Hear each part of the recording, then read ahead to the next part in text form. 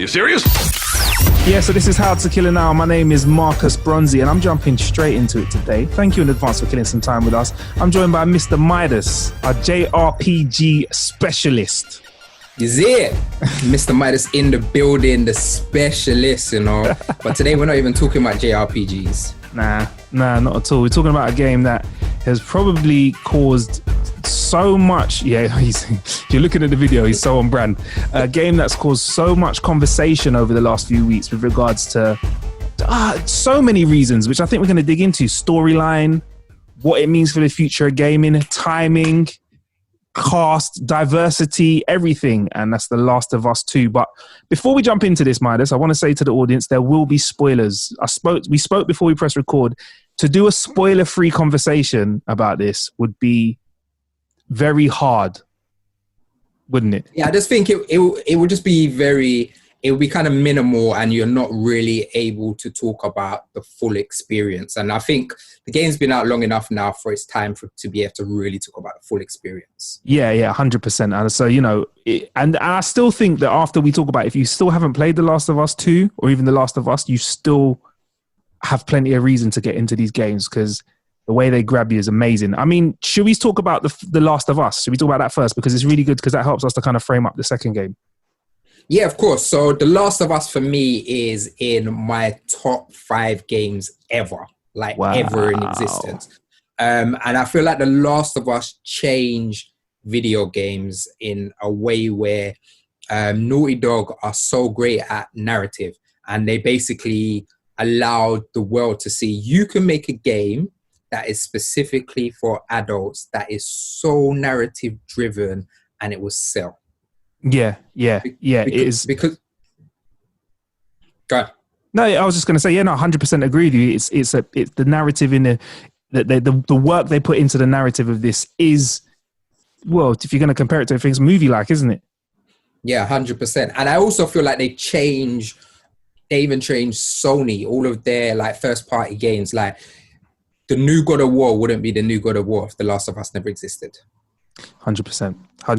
And other titles that are PlayStation only are like you've got your Uncharted series. I feel like the level that is of energy that they put into The Last of Us 2 is definitely going to reflect what we see from the future of these games as well. You know, these big titles that are story driven have the only direction they can go is for bigger and deeper stories. So yeah, the story of the first game, I think it took place in the year 2033, and there's a fungal-based, brain-altering pandemic that has spread and infected 60% of the world's population. Your label's dropping off behind you. What's it?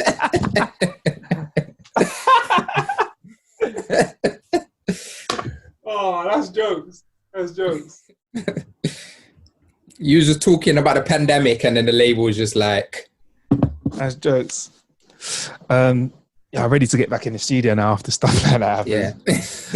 So the original Last of Us game took place in 2033, and there was this fungal-based pandemic that was brain-altering, and it affected 60% of the world's 60% of the world's population.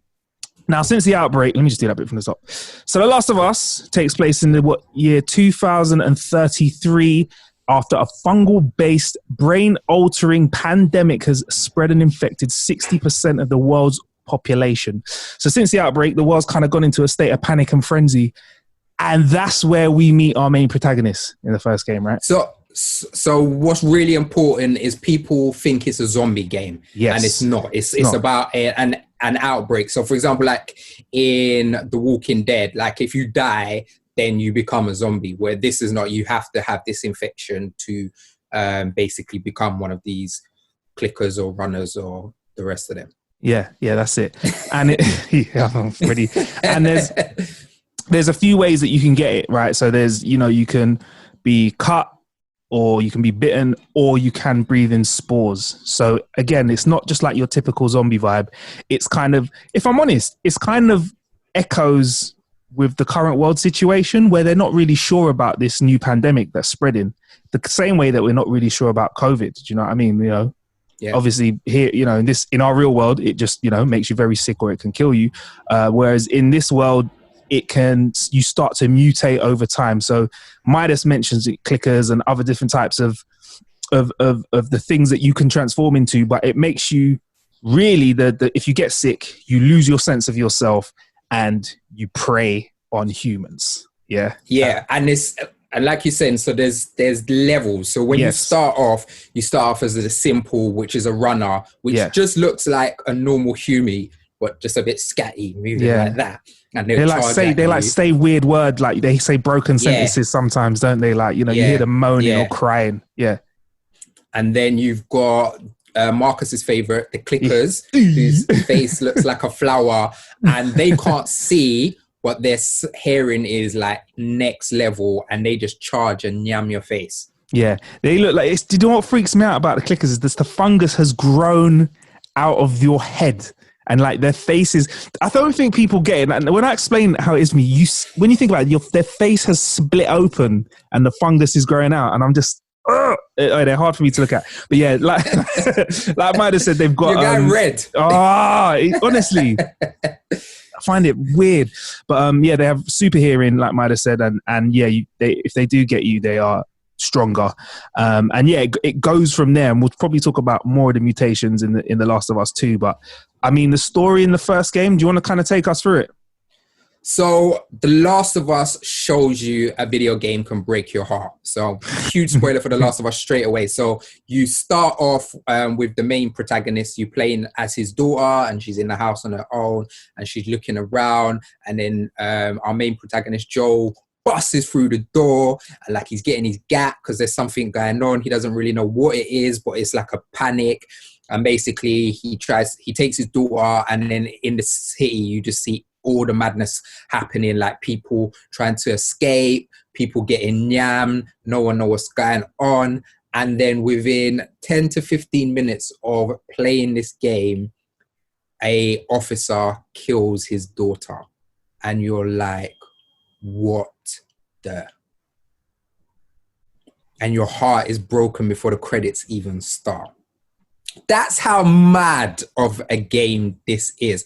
Like, how can you kill the main character's daughter? And then we go to the future where Joel now, obviously his daughter's passed away. He just don't care. He just don't care about life. The thing that he cared about the most is gone.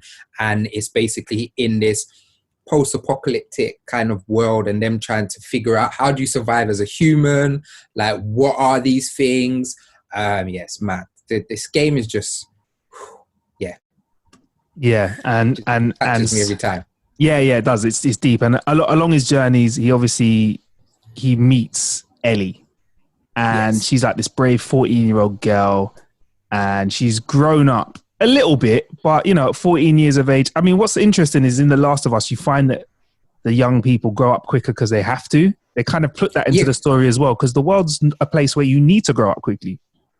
Well, what's really interesting is she's grown up in that era. She never knew the world before that. So we'll get into it a bit more. But obviously, like, she goes into a record shop and she didn't even know what it is because she didn't grow in the world prior to. So they kind of have to, because it's just normality to them. Like, this world they live in is normal, isn't it? One thing that's amazing about humans, we're very good at adapting very quickly. Yeah, and you can see that, and Ellie is someone who constantly has to adapt through the arcs that she goes through. So he meets this 14-year-old Ellie, and I feel like Joel kind of doesn't replace her, but you can tell that the love that he can't express for his lost daughter, he starts to express that love for Ellie over the storyline, right, in the first game. So what's funny is, at first he's kind of like distance, like, because he doesn't want to care, because he's already been brokenhearted with his child dying already. He doesn't want to care about anybody else, so he's kind of like, look, I don't even want to take this mission, because basically what's happening is somebody brings Ellie to Joel to take to the Fireflies. So the Fireflies are this kind of organization who are basically trying to help and rebuild the modern world, and his job is to take her there. And when he first interacts with her, he's just like, she's a delivery. I ain't even trying to get connected with you.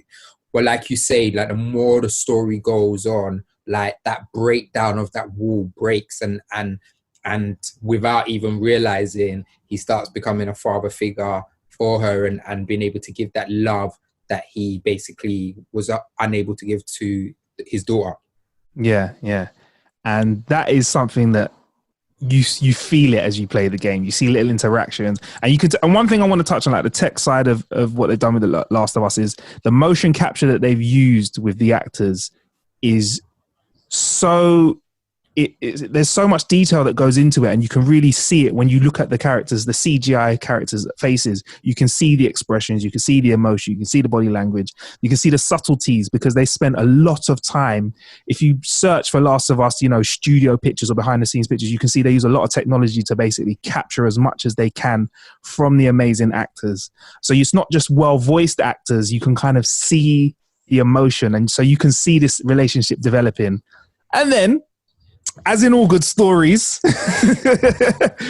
things kind of take a turn. Yeah. It does take a turn, but that's a really good point to you're adding. Like, we're talking about the emotion and it feeling like a movie. And it's because Naughty Dog was very smart of actually getting their cast to act out this whole game. It's not a thing where they've got, they're literally, they're scripting and they're acting out practically every scene within the game. So you are having a real emotional connection between these characters. Like, a lot of people don't realize in a lot of games that are voiced, the people don't even see each other. Yeah, they never see each other. They're just in a studio on their own, doing their dialogue over the characters' voices, where this was fully acted out by a cast. So that already gives you that human connection that you don't even realize. Do you know what I've realized? People always talk about motion capture and how it will change the future of film. I think the more important question should have been how it changed gaming, because I think that's a much more. I think the medium of gaming is a much more suitable place for motion capture, because I feel like with TV and film, you're used to seeing actors. So why not just have actors acting? That's cool. I mean, Avatar's great, but in gaming, we've always wanted to see more out of the action cut sequences. So when we look at games that we love, like Final Fantasy 7, like the first version of that game, and you look at the cutscenes, you realize, okay, that story is amazing. But then when you look at it compared to the remake, when you can see, more of the character, you feel like you invest into the story more. So yeah, it's just an interesting thought. But yeah, so things go left for them anyway, right? So let's get into it, bro. So things go left. So before we even do that, I've realized something. So what we haven't explained is, so The Last of Us is a third-person action adventure. Oh, yes. All right? Yes, so it's a third-person action adventure that's set in a zombie-esque world. So you're basically battling up against the infected and other humans. So that's how the play style is. Because we've gone so into the story. We've exactly kind of gone, that's how amazing the story is. So so basically throughout this story, your job is to take Ellie to these fireflies who are basically working to take humanity back to where it was and be able to stop this infection. And Joel's the best delivery man out there, better than Nando's, better than Domino's. He brings her, and then he finds out that they're basically going to have to kill her to basically take something from her brain or something to be able to get this antidote. And Joel is not having bars of it. So when he's faced with the choice of, and you are faced with the choice of letting this person that you've now got a son, daughter, father relationship with live and everybody's still sick, or you basically kill the people that are trying to open her head up and keep her alive, and then there's no chance of any kind of cure. When you're faced with that choice, you have to make a decision, which is and this is an interesting thing about the Last of Us games.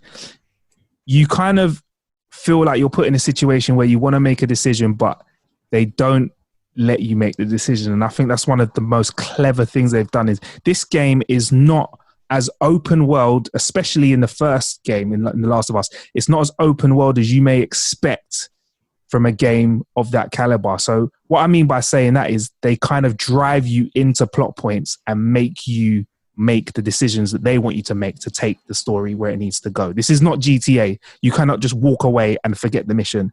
So when Joel's faced with this quite obvious scenario where he's in a room, there's a surgeon there who wants to cut her head open and save everybody.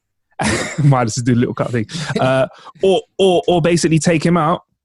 What do we end up doing, Midas? Yeah, so you have to kill the surgeon. So it's funny that you said the choice because it makes it seem like you have a choice, but it's not, because the difference between The Last of Us and other games is other games like, for example, Ubisoft's Legion that's coming out, Watch Dogs Legion. The whole game is about you experiencing the game you want to play. Where The Last of Us is like, nah. This is our story. You're just coming for the journey. Like you thought it was your story, but it wasn't. This is the story we tell you. So you have to kill the doctor. Like there's no choice. You have to kill the surgeon. I only found out the other day you only have to kill one of them. I smoked everyone. Oh, I roasted the whole room. Did you only have to kill one? I only found out that last week. Listen, I thought you had to kill everyone. Yeah, you have to. If you're gonna do it properly, though. Exactly. So you basically go around and you smoke everyone and you take her away because you're not losing another daughter, because that's how you feel for her. And then when she wakes up, she basically says what's happened, and Joe lies to her. And he was like, "Oh no, they've got bare people. They didn't even need you. Like your test didn't work." And she was like, "Huh? Really?" Like you can tell from her acting that she's like, "But I know I'm the only other person." Now we got so excited. We haven't even mentioned that Ellie is immune. Oh, Jesus Christ. Yeah. All right. Well, yeah. So the reason that she is of such great importance and the reason that they want to cut her head open and use her for a cure is because, she is immune. Like Midas has said. So she's immune to the spores. She's immune to bites. In any way, she cannot, the disease cannot be transmitted to her in a way that makes her kind of bug out. I think that she does, I'm forgetting a little bit, I think she does contain the virus in a way, but her body has a way of overcoming it. So I think there's a growth in her head, or there's some sort of, there's something going on in her brain, and they need to get in and analyze that, take that out. And there's no way to get that piece of her brain out without severely hurting her or killing her. And I think the doctor pretty much says, look, if we open her head up and take this out, she's as good as dead. You see, basically says she's going to die. Yeah. And so it's mad. So many people loved The Last of Us and hated the ending because a lot of people felt like Naughty Dog made Joel the bad guy. And that's before The Last of Us 2 Part 2 even came out. That was the big debate. Where it's like, did you like the end, and was Joel the bad guy? How do you feel about it? I feel like I did not like the ending in the same way that when I watch a film and there might be something like The Goonies or a classic Disney film where the friend of the main protagonist has to stay behind and be hurt. Or like, when you watch somebody throughout a film, you're like, they're buddies, and one of the buddies has to stay behind. I don't know. I'm trying not to be too specific, but when a character dies, you don't want to die, but it makes the film even better. It makes it compelling. Like, I never wanted Simba's father to die in The Lion King, but without that happening, we can't get the film. Do you know what I mean? And that's what kind of makes it great. The tragedy, like if you go to classic, Shakespeare, it's the tragedy that makes everybody love Romeo and Juliet. If Romeo and Juliet ended up and they got together, had kids, happily ever after, we would not be talking about it today. It wouldn't even be a point of reference. So it's the tragedy that they obviously understood at Naughty Dog, and we're like, we're not just going to give you tragedy, we're going to make you be the cause of it. You are the protagonist. And it rubbed people up the wrong way, didn't it? But it rubbed rubbed a lot of people the wrong way. Yeah. I never felt like Joe was the bad guy. I felt like he did the wrong. I felt not even that he did the wrong thing. I felt like he did a bad thing for a good reason, and I completely understand, because the thing that was Effrey's is when he brought her, they didn't say to her, when the firefighters took her away, they didn't say, "Oh yeah, but by the way, this is going to kill her." He only found out after, so that, because he wouldn't even have let them take her if that was the case. So I kind of felt like they knew he wouldn't let her, so they just only told him at the end, and he wasn't having bars of it. And I completely understand, like, that pain of losing his daughter, and then the pain of being able to lose the next daughter, too much. And yeah, it leaves you in a kind of situation at the end of that game where you wonder how their relationship's going to develop. And that was probably one of the first questions on my mind when I was stepping into The Last of Us 2, which was highly anticipated. And it's very interesting. It's something that we were talking about at the end of the PS3 life. And now we're at the kind of end of the span of the PS4. It's very interesting for us to kind of step into this story. But I will get into that in a moment because I think the timing of the game is an amazing thing as well. But yeah, Last of Us 2. So we fast forward a few years. So we're kind of in a world now where it's fair to say everybody is used to dealing with this pandemic now. It's a way of life. So obviously, like Midas said, the younger people have grown up and don't know any, have grown up in this world and don't know any better. But you find that societies develop. So, for example, like in The Walking Dead, there's it's not like in the first seasons where everyone's trying to work stuff out. Things have been worked out. There's communities, there's societies. They've got ways of farming and making their own food, and they're living life. So the first thing we kind of experience is we get back into the mix with Joel and Ellie, and the way their relationship has developed now. She's much more of she's a fully grown woman now, isn't she? Yeah. And this story kind of it's hard for me to get into, but it basically picks up. It's where are they? They're in it's Jackson that they're living, and yeah, that's it. Whilst Joel and Tommy go on. Yeah, so basically at the end of The Last of Us, the original Last of Us, Joel basically links back up with his brother Tommy, and Tommy's at a settlement where there's loads of people who are basically just living a normal life, like you said, and he's taken Ellie there, and he's like, "Come on, let's build our life here." And like we're talking about humans being able to adapt so long, because this has happened for so many years. This is their new normality. So if you've ever watched like The Walking Dead, something I always reference to, when they take over that nice place and everyone's just living a normal life, and they kind of no longer, they're not on their P's and Q's anymore. Like they're kind of like, oh, we're farmers, like life is nice and stuff. And it's that kind of reality where, other than going out and taking out clickers, like they're not fighting other humans, they're not really on crud anymore. They're just kind of living normal lives and being able to say, all right, this is the new normal. Yeah.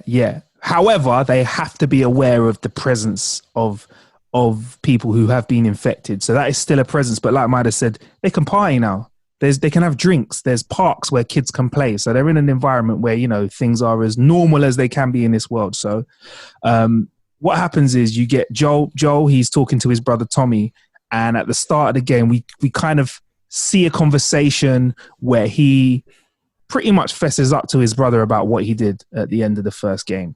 And his bro kind of, I feel like he represents Midas's point of view, where he's like, yo, I fucked up what you did, but better believe if that was me, I would have done the same thing. So we know that there's a shared knowledge between him and his brother, but also what they have to do, and this is how they tie in the next bit of story, which I think is great, is you find that everybody in camp has to go and do their own patrols. Obviously, Joel knows what he's doing. Tommy knows what he's doing. Ellie also goes out on patrol as well. But whilst on patrol, Joel and Tommy come across some people that are in need of help. And this is where I'm going to let you take over here from Midas. I see a smile on your face. So before we get there, there's one piece of missing information that we've left out. Yeah, so after The Last of Us completed, because we're going to get into obviously diversity a bit later. After The Last of Us completed, there was a DLC called Left Behind. Oh yes. So the Left Behind was a story of Ellie before she even met Joel, and basically her best friend who she had a crush on, and then we kind of find out how Ellie is gay, and it basically kind of builds her even more. So we kind of know this about her, like her sexuality coming into part 2. Mm-hmm. So So we start off with Naughty Dog are so good at telling stories. So basically they recap the first story for anyone who hasn't played number one, but also you as a player who may have not, because The Last of Us is like you said, it's a PS3 game. Even though it was remastered on a PS4. So they recap you, but also bring you back to that moment for you to feel that emotion and be like, oh yeah, I remember I did that. And then before they do that, before you even get to that point, you play as Joel for a bit, and then they make you play as this random girl, and you're like, who's this girl? So you're playing as this hench girl, like she's wench. Obviously, honestly, when I first saw Abby, I was like, I would not want to take a punch from somebody who's got shoulders and arms like that. She's strong. She looks like she does calisthenics. Done. Straight. Yeah. So you're playing with this woman and like experiencing her and talking to people, and you're like, who is this and what has this got anything to do with it? And then they find Jackson and you realize, oh, they're looking for Joel. Because we know the experience. Some people might be like, oh, they're just looking for a place to be, but you instantly, us, because we've experienced the last of it, like, oh, they're looking for Joel. And then you're out with her, and basically she gets caught like slipping, and then she's running, and then bear clickers and runners are trying to get through her, and then she's running, and then she gets rescued by who? Joel and Tommy. Great writing. And Joel and Tommy save her, like Midas says, and then they haul up in a house where they know is going to be a safe spot for a while. And I'll hand this back over to you because this is emotional. We realize at this point there's been no names exchanged, and then you finally hear, I believe Tommy calls Joel by his name, right? And then so when they're finally able to escape, like basically Joel and Tommy helps her escape, and then she's like, "Oh, we've got a safe cabin over there." That's it, We've got a safe cabin over there because she knows all of her people are in the cabin. That was it, so they go in the cabin, and like you said, names haven't been exchanged, and Tommy says, "I'm Tommy, and this is my brother Joel." That's it, and then everyone's pre-ing Joel differently, and everybody Joel's looking around, and Joel's looking out like, "Bro, you're looking at me like you've heard my name before," and they're like, "Because we have." Bam. So the next minute, Joel's on the floor and Abby's above him, and she's basically like Joel's mash up, and she's just smashing him up. But The Last of Us being the incredible game that it is, and it's writing, it stops and it takes you back to Ellie, and you start playing a mission with Ellie and Dina, who basically becomes Ellie's girlfriend, and you start building a connection between these characters. So you're on tenterhooks. You're like, what's going on with Joel? What's going on with Joel? But they're like, no, at our pace, not yours.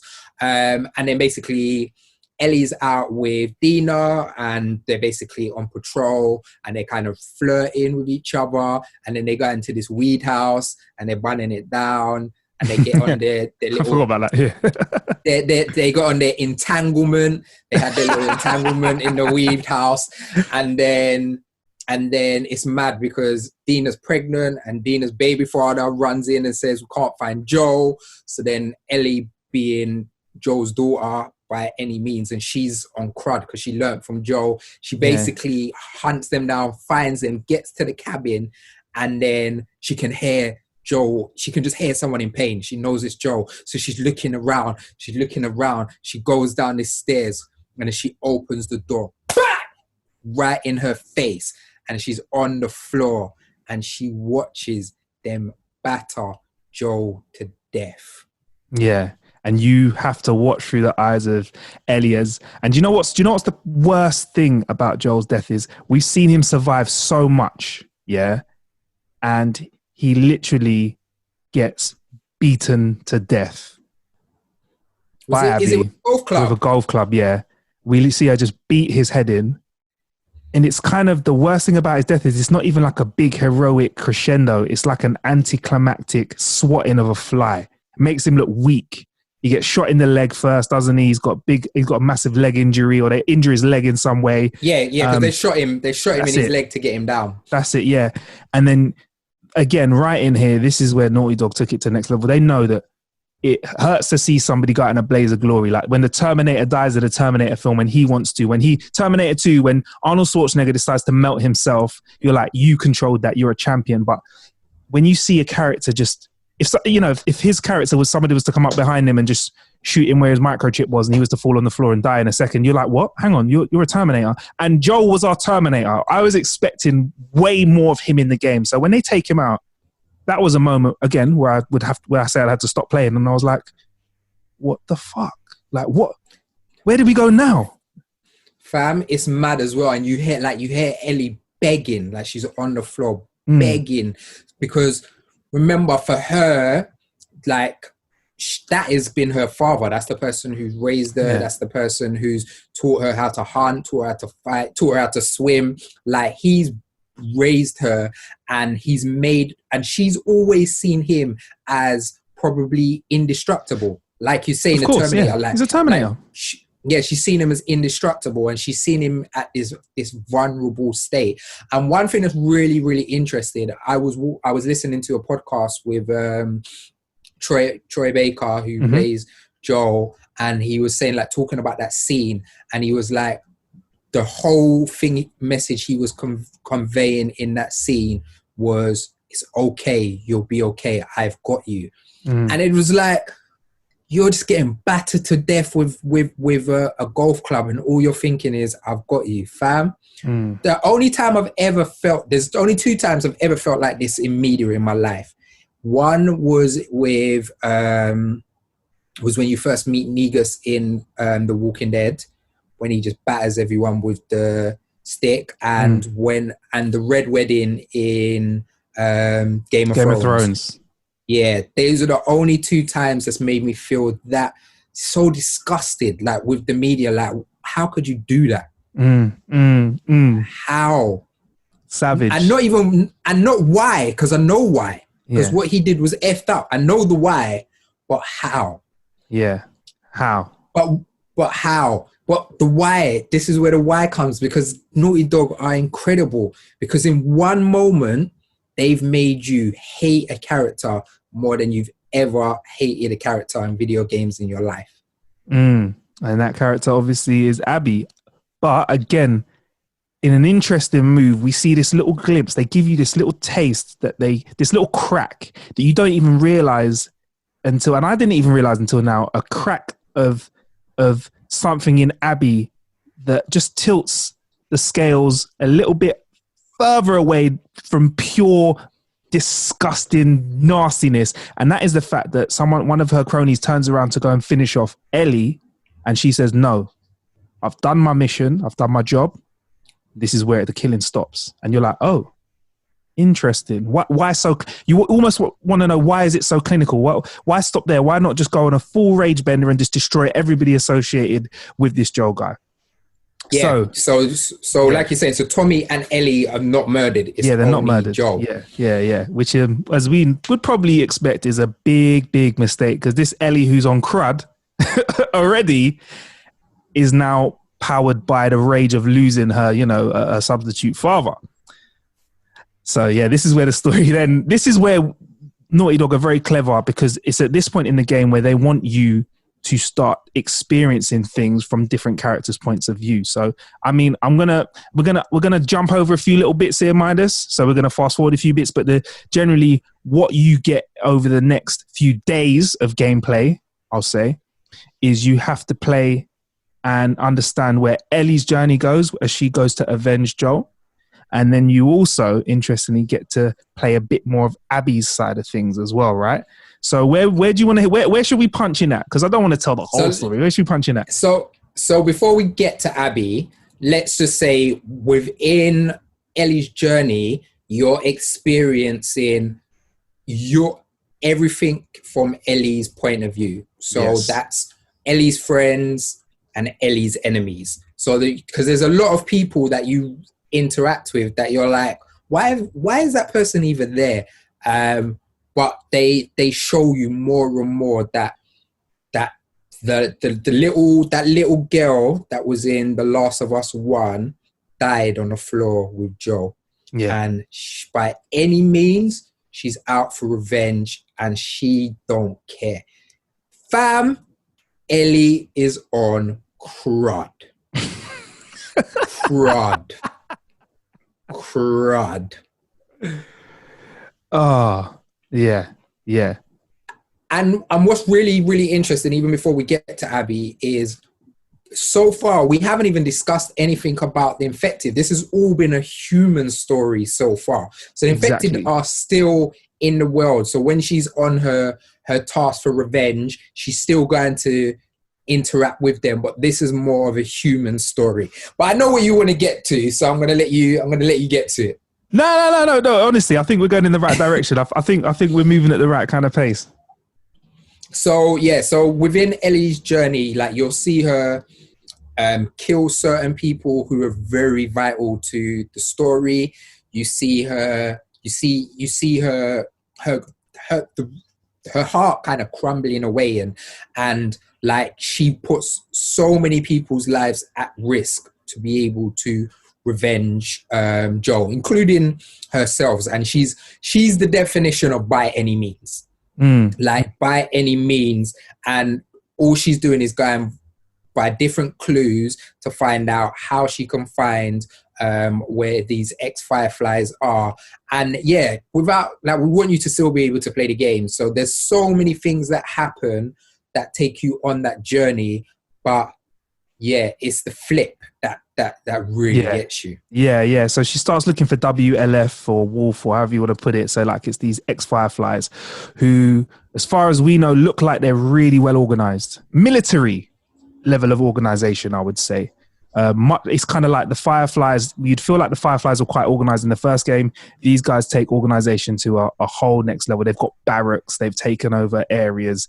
They've got a real level of control over these new flavors of zombies, because as we find out, the more infected you get, the longer you're infected for, the more you mutate. So they've kind of got ways and means of getting around these.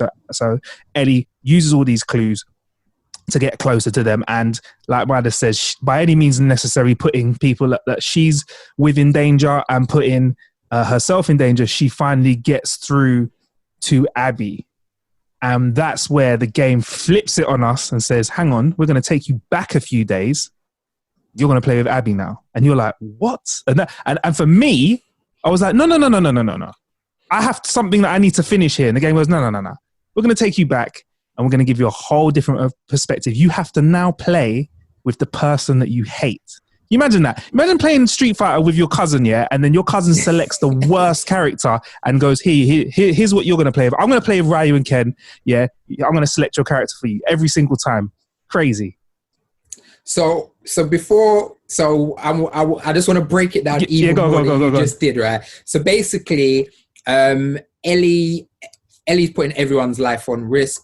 Dina, we find out, is pregnant, and they basically have to take her back, like, because like she's too bad. They need to take her back.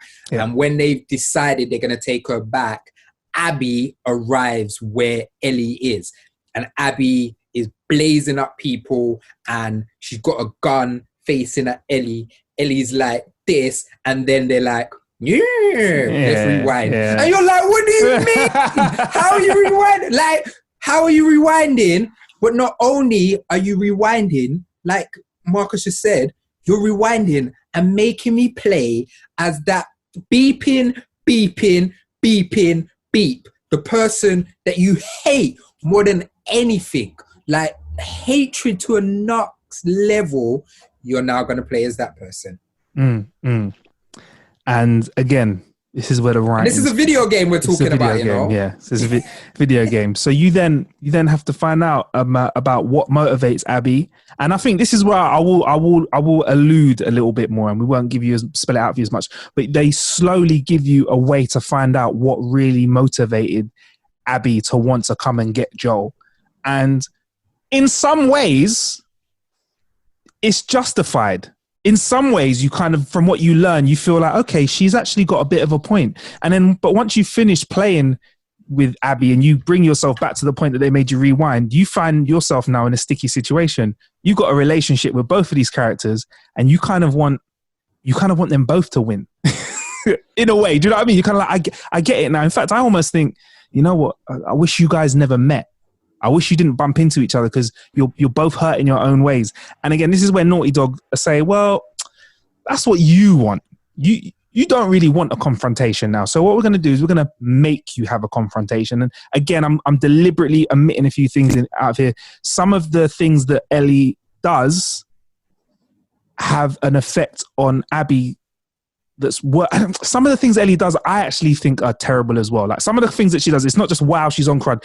She hurts some people that Naughty Dog then let you know have a lot more value than a regular kind of side character would be. They tie you in and give you emotional connections to loads of different characters. Whilst also along the way, a couple of other key characters just get swatted like flies as well, which hurts me. Naughty Dog are very clever at that, innit? They give, at any point, this is where you feel now, later on in the game, in the third act, I'd say, you feel at any point, anything can happen. They take away the security net. Like, I'm like, is Ellie still going to be with us at the end of the game? Is Abby still going to be with us at the end of the game? Is Dina still going to be with us at the end of the game? Do you know what I mean? And I think this is where Last of Us 2 started pulling my heart in directions that I wasn't ready for. And I've never, I'll be honest with you, never had a feeling of such powerlessness. And I know this is going to sound like a really weird example. End of Red Dead Redemption, yeah, where you are faced by a bunch of guys and you have to shoot them. You can't not shoot them, but there's too many of them for you to kill. So you know your character's going to get shot. But the way the game sets you up is it's like you now have to draw for your pistol and try and shoot 100 guys. But these 100 guys have their pistols trained on you. There's no way out of it. And I felt like this is what The Last of Us started trying to do with me, man. We can go a bit further with the story. I know you want to say something about this. No, I'm not gonna spoil too much, because I think we can leave that part of the story a bit more open for people to experience. Yeah. One really good example of this, which has been out publicly because they did it in the State of Play, you see Ellie come out of water and basically kill the Vita girl. So there's a girl who's basically playing her Vita, she's a wolf, and then Ellie comes behind her, and then they kind of struggle, and Ellie chucks her in her neck and kills her. Yeah. And you experience that playing as Ellie. But then when you're playing as Abby, you meet that girl, and she's so nice. She's just like a really nice person, and she's like, "Oh yeah, I'm helping the medics, and I'm trying to make sure everyone's safe." And you're like, I jugulared her. Like I did it. It wasn't like I had to watch it. I literally had to jugular her, and now she's this really nice person. Yeah. I'll tell you what's really, really interesting is day one of playing as Abby, I hated it.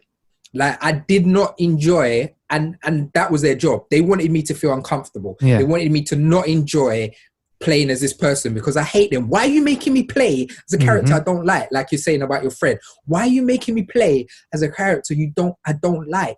And then she interacts with some other individuals, and then you just start to see her chip away as a person, and then she busts a joke and you laugh and you get mad. You're like, don't make me laugh, don't make me like Abby. I got mad because she made me laugh. They start opening up and you're like, wow, Ellie really done that. And you're like, oh my God. Like I don't think I've ever felt bad in a video game for doing things. Now, at the end of the day, like, obviously killing's wrong, and we kill characters in video games all day long, and it's just a normal mechanic within video games. This is probably the first game that's made me feel guilty and made me feel resentment against myself. And like you say, like, everything kind of happens with Abby, everything happens with Ellie, and we get to a crescendo where it's at a perfect place. Like, everything is good. Everyone is having a good life. And me playing enough Naughty Dog games are like, what are you going to do now? What are you going to do now? Like, the happiness made me feel uncomfortable because this is how I want it to end. Please end now. But I know you. You're not going to end it now. I know you. And did they end it now? Mm-mm. Mm-mm. And like you say, they take you to a point where you're like, I started questioning myself like, raw, do you know what? Joe was the bad guy. Mm-hmm. And now Ellie's the bad guy. Mm-hmm. And I know why. Like at the end of the day, I would have still done the same thing. But, well, not everything the same. Some things different. But Joe was the bad guy. And now Ellie's the bad guy. And Abby, this person who they, like, this is how smart Naughty Dog are, right? When you first play as Abby, they make her intimidating visually. So you're visually like, this person's powerful and strong. And then they show you how powerful and strong they are by taking away your favorite character and then peel her away until she's somebody completely different. And you get to the end and you're like, you actually care about two people. And you can't not care about Ellie at the end of the day, because even though she's doing a lot of bad things, we've played with her since The Last of Us, the original. So it's no longer that you no longer care about Ellie. She's now become the person where, why are you doing that? It's that little you that you've known from a little man, and he was cool and you used to play football with him, and now you know he's on road doing madness. And you're like, fam, why are you doing that, man? Yeah. Come on, man, you're special. Do you know how good you was at kicking ball? You don't need to be on road doing what them man they're doing. She makes you feel like that about her. They make you feel like, oh, why do I care about this Abby? And I didn't want to. And do you know, it's getting you now. I feel like I'm reliving it with you now, bruv. The maddest thing is the same way you saying how that made you feel in Red Dead. You know me, big JRPG guy. In Final Fantasy Crisis Core, there's a character called Zack, and he dies. So you're basically playing his story until his death. And you basically, same thing. All of these soldiers come, and you basically take your sword out, and you don't have any health, and you got to fight them all until you die. So you just keep fighting, and more soldiers are coming, and more soldiers, and they're literally not going to stop until you die. You could be there for an hour. They're not going to stop until you die, and you're literally playing until you're dead, and you're just like the uncomfortableness of, I want to put this down because I don't want to feel like this, but then I remember that this is not my story. As much as I feel like Ellie is my character and I'm playing my story, it's not. It's her story. It's Abby's story, and it's a story Naughty Dog wanted to play. And that's what's got so many people angry. Yeah, 100%. Because this is going to feed right into it. In this day and age where we do have games like GTA 5, which is a very old game now when you think about it. Open world. Crazy how old it is. It's ridiculous. And it's going to be on the next generation as well. I think it's the first game I know to span 3 generations in that way without having a clear revamp. It's not like a remastered version. Obviously, it's going to look better on the PS5, but, you know, that dropped on PS3 and now it's on PS5 and you know, that's crazy. But what you find with games like GTA is, yes, there's missions. Yeah, there's missions that you can even do in a few different ways.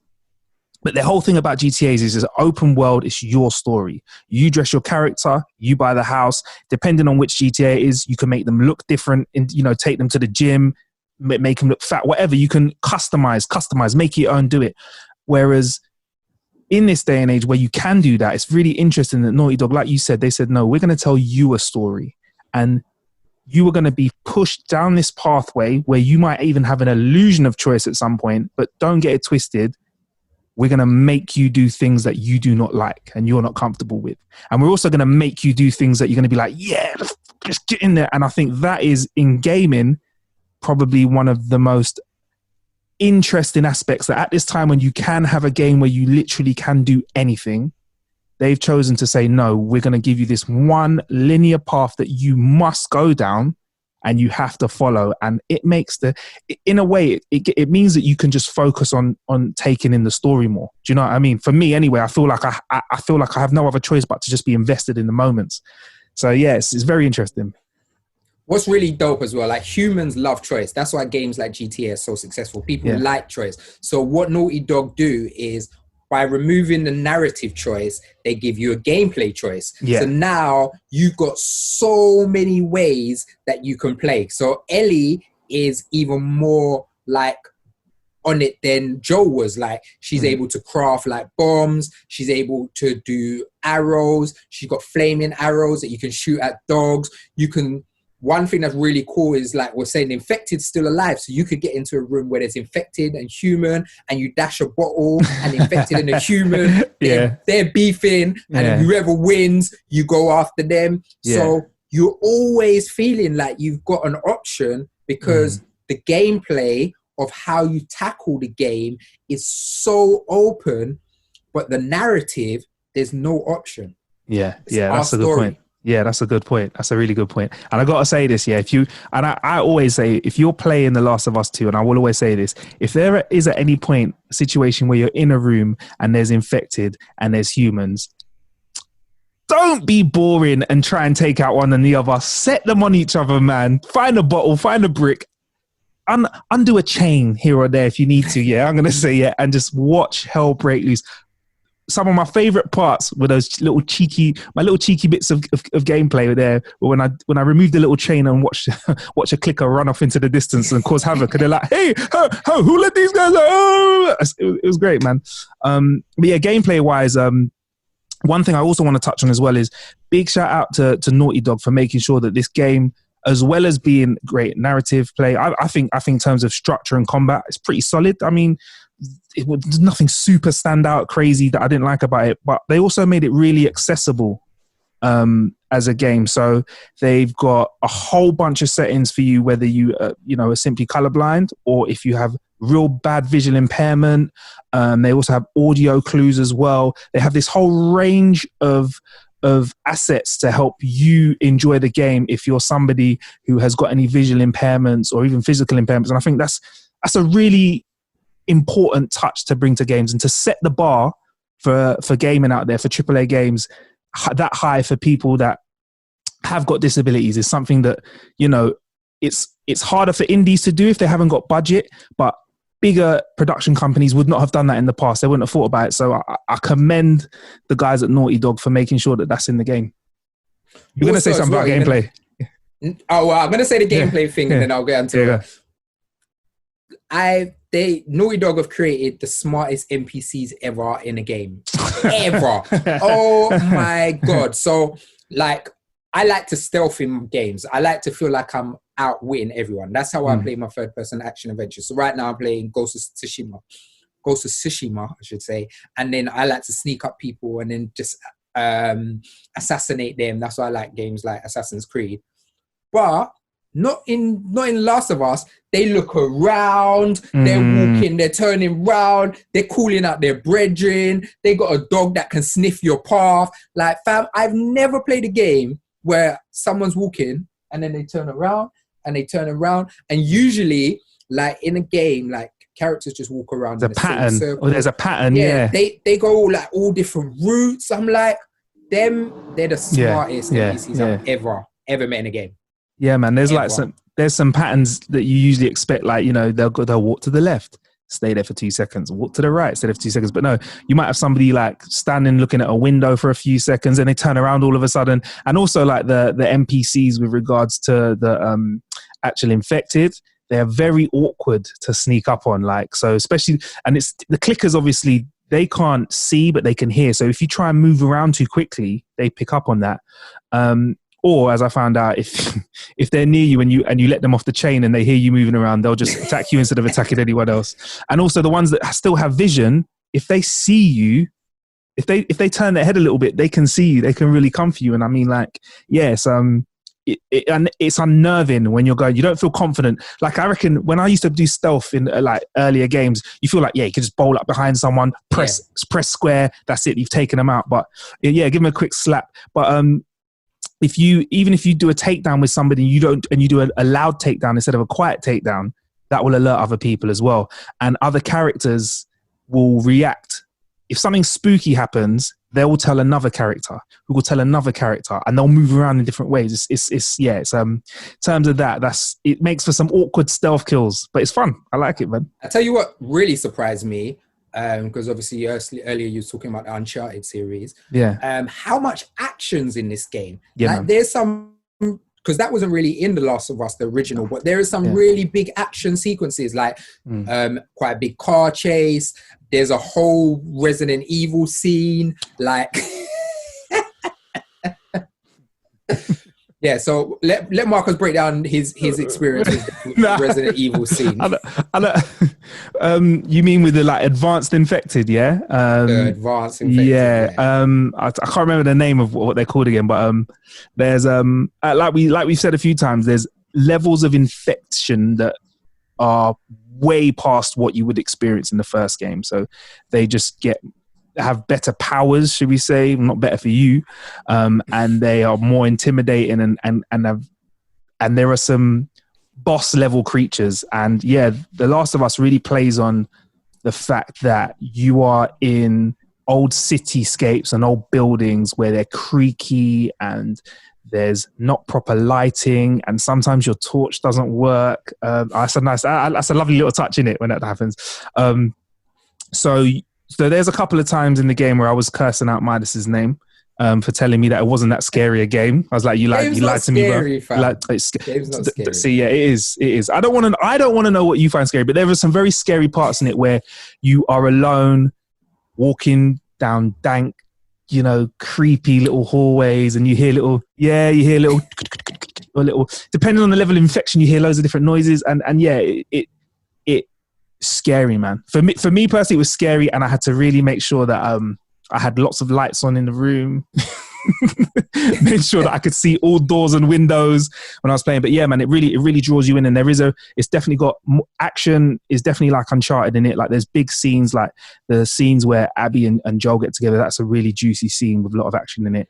And also they've got their creepy, slow Resident Evil style bits, and they've even got some jump scare bits in there as well. It's like, it's kind of like you watch a good action thriller movie. That's what you're part of, with an element of sci-fi in it, obviously, because of the infection and horror bits as well. But yeah, I feel like you've jumped in to play a character in a movie. But yeah, man, I feel like as a game, it's probably one of the most solid pieces of work that we have seen over the last few years, and a very interesting time for them to drop it as well, isn't it, Midas? Like right at the end of the PS4 cycle.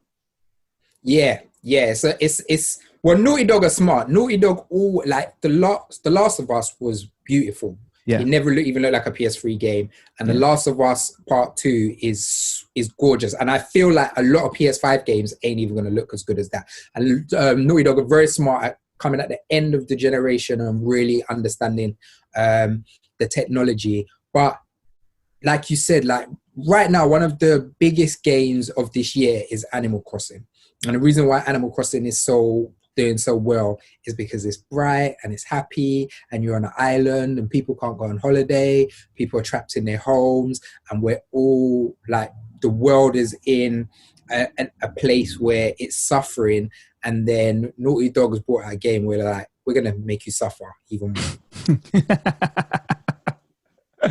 And you're going to suffer when we tell you to, yeah? But yeah, man, you're right. It's a total contrast to what Animal Crossing is. So yeah, it's one big title, man. And I think Naughty Dog have always been clever at making sure they get the biggest bit of juice out of the console that they're making the game for. I think I remember reading that Crash Bandicoot was a game where they unlocked the potential of the PS1, parts of the PS1 that they weren't really meant to access yet, to turn Crash Bandicoot into the 3D game it was at the time. And I could hear my PlayStation putting in the work while I was playing The Last of Us. I can't lie to you. The fans were going, but I mean, they've been very clever at giving us this game right before the end of the life cycle, because I feel now one way that the two big console companies, Xbox and PlayStation, one way that they can kind of get up on each other is by saying, well, our console does this, our console does that, our console's going to have this games, our console. But another clever move is, you know what? We're so confident that the next console is going to be good. Hold this amazing game, because you know what? That's just what we do. And I feel like The Last of Us was something to help win us in now and take us over to the next generation of console. Obviously, Midas, you and I are going to have everything, because that's what we're like, right? We're going to invest time to make sure we try each of the consoles. But I feel like that was a policy that they did there to lock in that person that's like, I'm going to have one console. this could be the thing that pulls them over to the PS5. 100%. One thing I want to mention as well before we talk about our overall last experience, how we felt at the end, is that game had really good diversity. So, for example, like the main, one of the main antagonists was a black man. One of the main characters is trans. There's a lot of Asian representation. Like, there's so much diverse NPCs, which was really, really dope to see. 100%. Like, even smaller detail, like when you play games, usually you have brute characters, stronger NPCs that you have to fight. They made sure that there were brute male, brute female. There was also a diverse range of race within the brutes as well. And I feel like they've not just done it top level. They've not just gone, hey, you know, like past games, you got, hey, you get a black guy, he's your main protagonist, and then everyone else is like, there's no diversity. Do you know what I mean? And but they've given it all the way through the game. That the layers, like you said, like there's NPCs, there's, you know, characters that are alongside the main protagonist, and they've also made sure that they matter-of-facted it, if that makes sense. So it's like certain games, they're not just trying to wow it, they've normalized it. And I think that's something that's important for this as well, is like, I don't want to feel like you're doing this like to go, hey, look, we've done our little bit and then move on. I feel like they've created believable whole world characters within it. So you're 100%, the diversity within the game is amazing. And that's one thing that, frankly, a lot of idiots was saying they didn't like on the forums, but I don't really want to give them too much time because, you know what, foolish, isn't it? Do you know what I mean? But more of that, please. More of that, please, man. It was nice. Yeah, it was nice. It's nice because I feel like this generation's been even better than that. Because even like Final Fantasy VII Remake, I was surprised how many black people I saw in there. Black NPCs, like just walking around, and it was dope to see. And obviously, one of the main characters is black anyway, but to see because, like you say, a lot of the times they'll make one character be, or unless it's a game like a Mafia that has a black area, but literally just normality was dope. So, do you want to break down how we felt at the end of this game?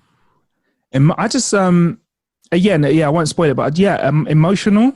Because I felt like, because I felt emotional, and I felt emotional for a number of reasons. I felt emotional because I felt that I felt like I wanted to have more control over the ending. And I think this is a good thing because I wanted to change the ending a little bit. I also felt hope for some of the main characters, so that hoping that they might be able to find resolution in their actions. And also, Naughty Dog know they've done this. I felt like I was ready for another installment of the game. How about yourself? This is going to sound really mad, but I felt kind of dirty. Like I felt like I needed to have a shower and clean. Like I felt like I literally finished. And when the credits rolled, I just sat there. Like I literally just sat there, not even looking at the credits, just like I feel so... Like I didn't feel joy, because usually when I complete a game, you know me, I'm gassed. I'll message you like, "Well, I just platinum this," or I didn't feel joy. I didn't feel accomplished. I didn't feel happy. Like I literally just felt. I felt like they did the job they was meant to do. Yeah, I feel this. This is how I break down these two games. The Last of Us is the best narrative game that's come out within our generation. The Last of Us Part 2 is the most uncomfortable game within our generation. Like it makes you feel so uncomfortable, and it makes you feel emotion like I didn't know I could feel in a video game. Like when I think back to that scene where after Ellie dies, you get to experience a scene with her and Joel on her birthday. It is so painful, because if it would have been if they put that scene before he passed away, it would have just been an enjoyable scene. But to play that scene after he's died, the pain, like I don't feel pain in video games. Sekiro used to get me mad. I used to get mashed up and always get broke up, but I didn't feel pain. Like that scene made me feel pain, and I came off feeling just like, why have you done this to me? Why have you done this to me? Yeah, it was a very personal. Yeah, that's how it feels. It feels personal and emotional as well. Like I felt like I'd had an emotional workout.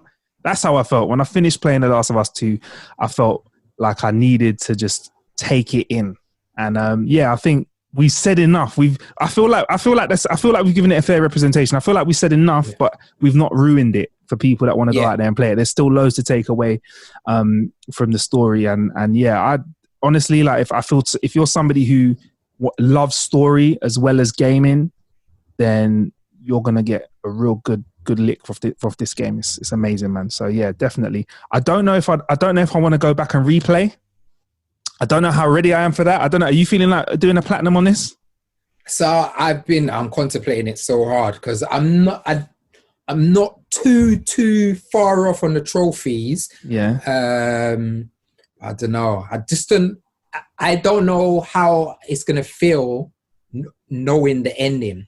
Yeah. Like knowing how your choices are. Like, so I'll literally be playing it for the platinum. So I'd have to kind of dismiss feeling like that emotion. So I'm 50-50 about it. Yeah. I made sure that I got all of the safes though, just because they got goodies in them. I made sure that I searched for those. They're nice. They're nice little clever ways of kind of getting. I like the little clues that you have to follow. I like little things like that in games, and there's not too much of it as well. It's not too much, and they weren't like things that you're like, oh my. The first one I was a bit baffled for a while, but they're simple enough that you get it, and it gives you that Legend of Zelda. Oh, that's what you do. That moment that you feel that little achievement. That I worked it out. I'm smart. All right, there's a little hack for the saves that I'll share with you, the listener, and I'll share this with you as well, Midas. You can hear when you're on the right number. It's a little distinctive click, and I read that. I was like, really? Went back. When I was checking the numbers, you can just hear a distinctive little click. So I like working it out because I think it's more fun. But if you really want to sit there and click through each combination and check, you can rattle through it and you hear a little click that sounds a little bit different when you're on the right number. There you go. Ain't no one got time for that. Unless it's a trophy for the platinum. Yeah. Okay. All right, then. I hear that. Right. Anyway, before we go, man, do you want to let us know where we should be looking for more of your content online? Yeah, man. Well, firstly, thank you for having me. I am Mr. Midas, the JRPG specialist. And you can see lots of my JRPG reviews on How to Kill an Hour's website. My two favorites being Persona 5 Royal and Final Fantasy 7 Remake. Sick. I also got my own YouTube channel where I basically do reactions, talk about games that I love. I just recently did a review for Ghost of Tsushima, and that is Mr. Midas Games, so youtube.com Mr. Midas Games. And also I present a show on Jinx TV called WTF, so you can check that out on Sky TV on Fridays. We're coming back, I think, in August or September, but you can watch old episodes on jinx.tv. Wicked. All right, man. Well, yeah, we're How to Kill an Hour on all social medias. I'm Marcus Bronzy, MarcusBronzy. Thank you for killing some time with us. There's plenty of ways to kill some time out there. We'll be killing some time with you in the next episode. In the meantime, stay blessed.